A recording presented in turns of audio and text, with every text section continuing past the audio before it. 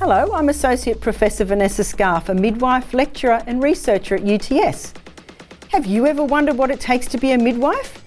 Today I'll be answering your questions.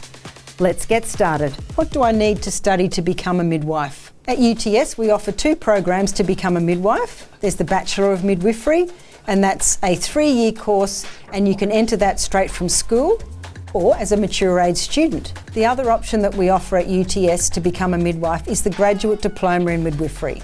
Now that course is available to registered nurses who would like to become a midwife. What different career paths exist within midwifery? Midwifery has many different career paths.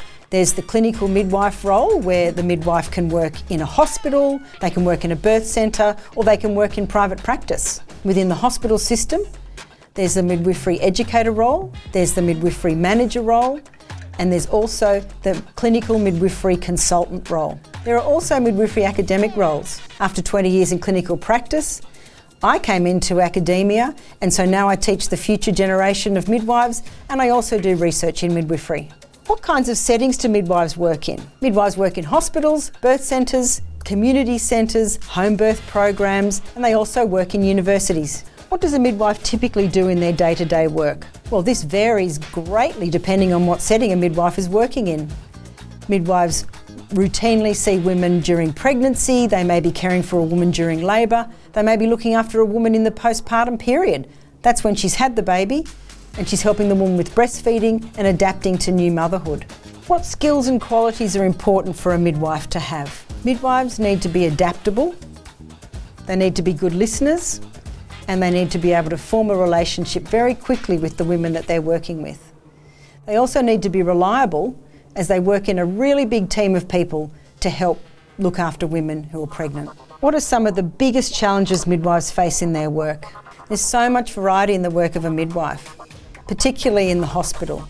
You could have a very busy shift, and that can be really challenging to keep up with your workload.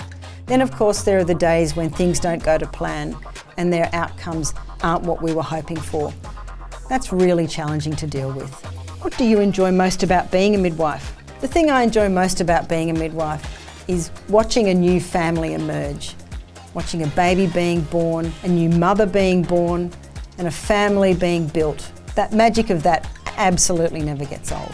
What are some common misconceptions about working as a midwife? One of the most common misconceptions about working as a midwife is that midwives sit around holding babies all day. That is certainly not what happens, and that's the role of the mother or the partner.